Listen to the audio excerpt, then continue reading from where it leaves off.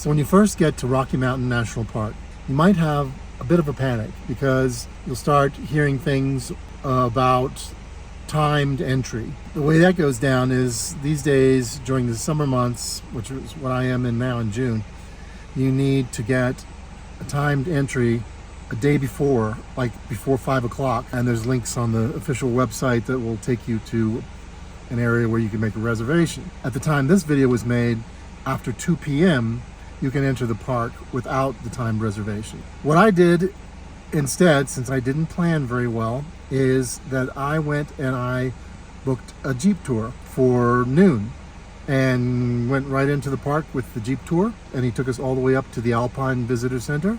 And there were a few little stops along the way, not a lot of stops, but I didn't have to drive. There were beautiful views from the Jeep, the open Jeep, and I could just take some videos and sit back and relax and kind of get a taste for what I might want to come hit later in a little more detail. And now it's past 2, I'm in the park, and I found out that if I want to go to the Beaver Lake area and Moraine Meadow, I can't get in there until after 6 p.m. because that's a different part of the park apparently that still requires a timed entry up until 6 p.m. So we're just going to look around and find some cool stuff, and I would like to get in over at the Beaver Lake area after 6.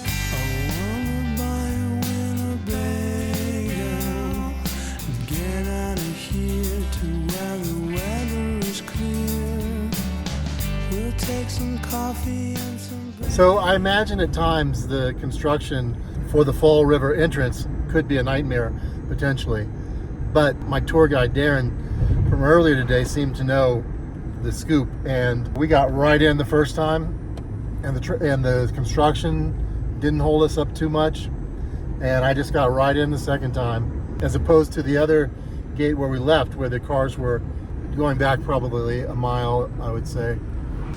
Okay. Oh, I hurt my back. Okay. Woo.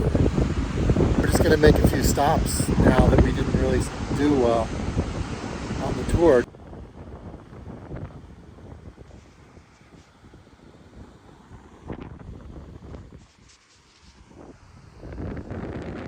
We are now along Fall River Road, and this is Fall River.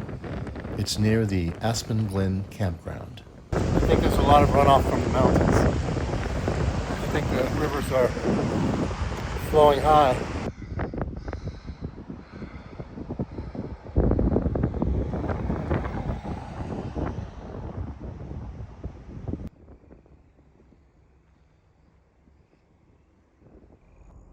Here we are a little further down the road. This is where we saw our moose earlier, I believe.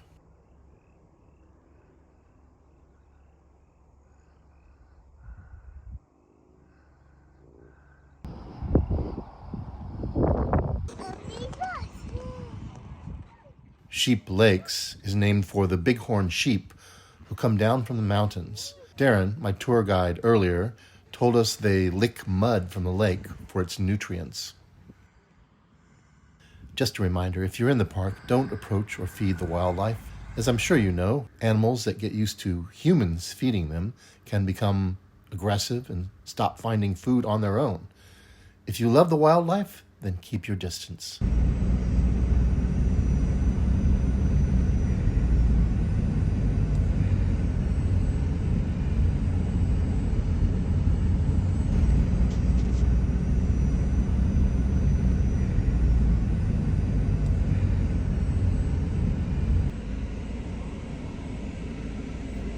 This is Endovalley Picnic area. I had asked Darren where a good place where I could just sit in some woods near a quiet stream, and he told me I should come here, and I think he was right. Picnic area 23, that's where it's at.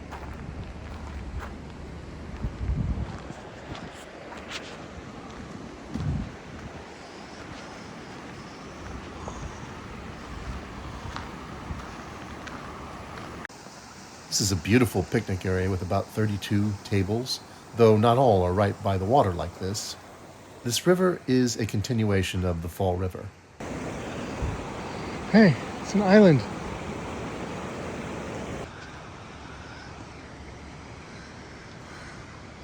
So there's something in the woods there. I don't know if we'll get a chance to see what it is.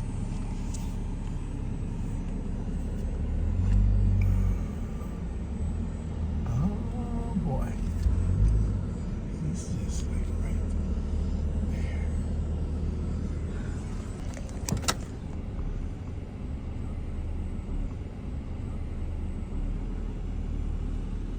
We just got a quick shot so we can let other people see the moose. That was cool. Besides the usual bighorn sheep and elk and occasional moose, Horseshoe Park is also a wetland sanctuary for a variety of birds. Just check out this view. Amazing.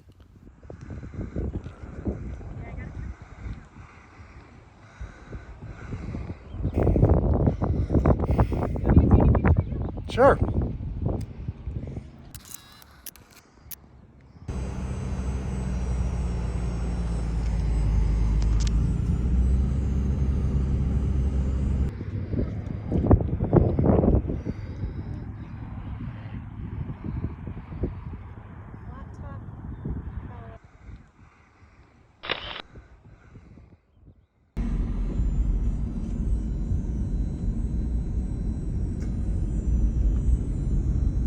I just pulled off at Upper Beaver Creek. I don't know if I'm going to go all the way to Upper Beaver Creek, but there's this trail right here, just as you pull in.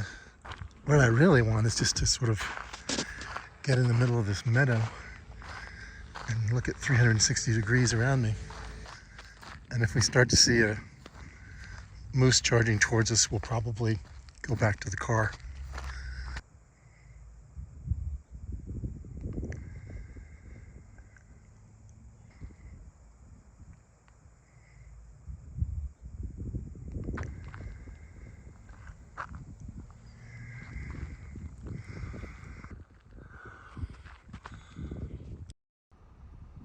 About 6:45 or so, I entered Bear Lake Road, which by now had nobody at the gate.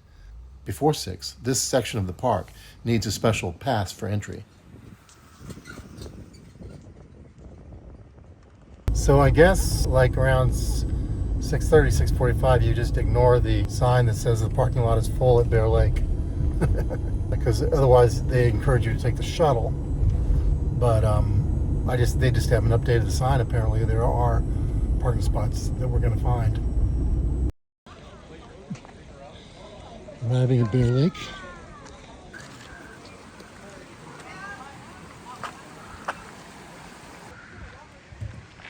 Okay, we're going to Bear Lake. The loop around the lake is a very easy hike, by the way, and not too long.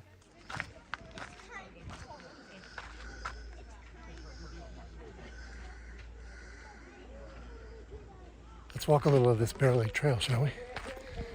It's not exactly deserted.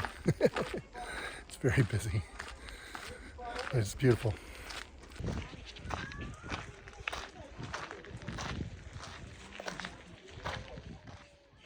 Bear Lake is surrounded by ponderosa pine. You can see Hallett Peak and Longs Peak from this lake as you walk around it.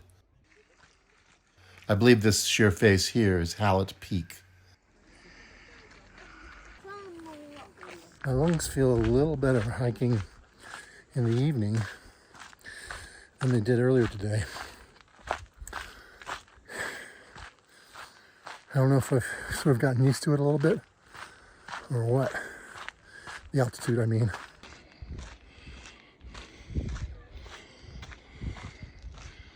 I believe this is Longs Peak, which is over 14,000 feet high. It does thin out a little bit as you go all the way around the lake in the evening, that is. I don't know what it's like during the day. So, might be worth, walking around the lake. can get a shuttle here back to the parking lot, even at 7:30. I was lucky enough to catch this pack of coyotes crossing the road. By the way, there are no wolves in Rocky Mountain National Park.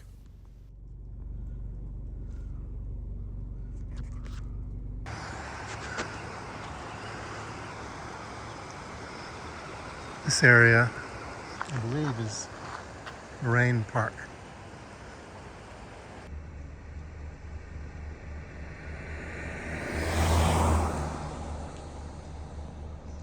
This is Moraine Park as the sun is going down, or has gone down. Don't know who that guy is.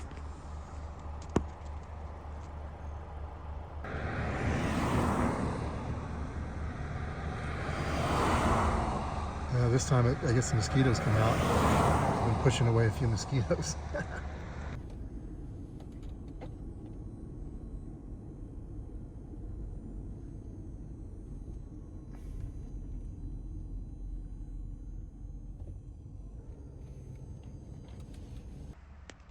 Interesting fact, there are less than 30 black bears in the Rocky Mountain National Park, and grizzlies were hunted into extinction in the 1900s.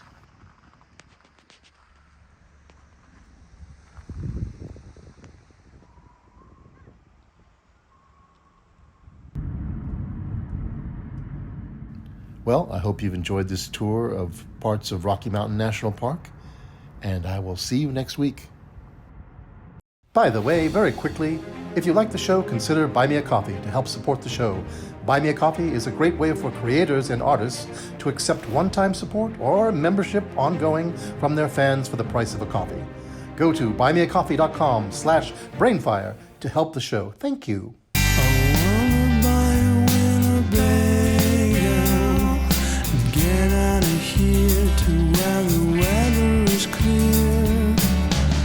Take some coffee and some bagel.